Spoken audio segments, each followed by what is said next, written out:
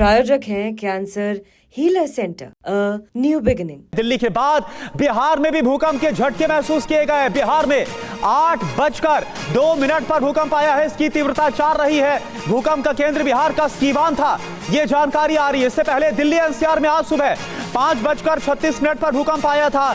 दिल्ली का धौला कुआं भूकंप का केंद्र था। तो आज सुबह पहले 5:36 में भूकंप आया और इसके बाद देखिए दिल्ली के बाद बिहार में भूकंप आया और बिहार में आज सुबह 8:02 पर भूकंप के झटके महसूस किए गए। और बिहार में भी जो तीव्रता की जानकारी आ रही है, मैग्नीट्यूड जो बताया जा रहा है वो 4 का स्केल दर्ज किया गया है। तो देखिए अब आज सुबह 4 के स्केल पर जो भूकंप है वो दिल्ली में आया और इसके बाद 8:02 पर बिहार में भूकंप आया। तो दिल्ली के बाद बिहार में भूकंप आया। तो ये एक बड़ी खबर इस वक्त हम आपको बता रहे हैं। सुबह सुबह दिल्ली में 5:36 पर भूकंप और दिल्ली के बाद बिहार में भूकंप के झटके। बिहार में 8:02 पर भूकंप के झटके महसूस किए गए। और आप देखिए एक समानता क्या नजर आ रही है।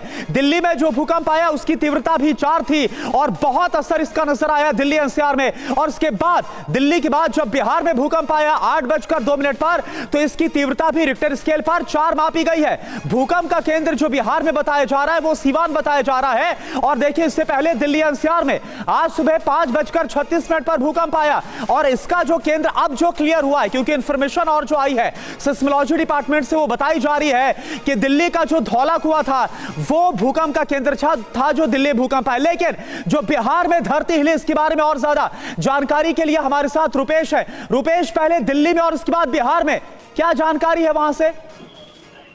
देखिए, दिल्ली एनसीआर के बाद बिहार में भी भूकंप के झटके महसूस किए गए और यहाँ भी रिक्टर स्केल पर 4.0 ही रहा है भूकंप का झटका जो महसूस किया। हालांकि लोग घरों से बाहर निकल आए। 8:02 पर यह भूकंप का झटका महसूस किया गया है। और बिहार की अगर बात करें तो बिहार में सीवान और उसके आसपास ही भूकंप का केंद्र फिलहाल लग रहा है।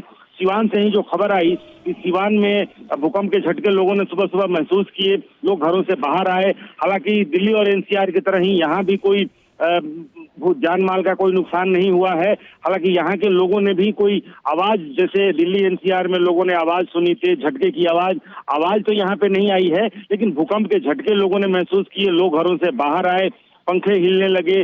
लोगों को ये सूचना मिली थी कि दिल्ली एनसीआर में भूकंप का झटका महसूस किया गया है, लिहाजा लोग थोड़े डर गए।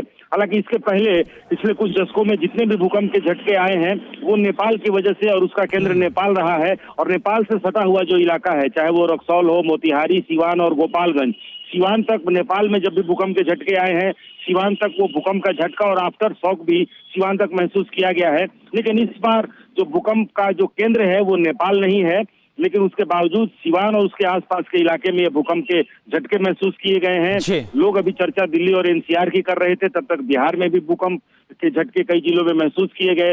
लोग डर के मारे घर से बाहर आ गए। और जब बिल्कुल रुपेश, यानी कि दिल्ली और उसके बाद बिहार, दिल्ली से लेकर बिहार तक आज धरती हिली है, यानी कि एक बड़ी जो हलचल है इस पूरे रीजन में आज नजर आई है। बहुत बहुत शुक्रिया आपका इस पूरी जानकारी के लिए रुपेश।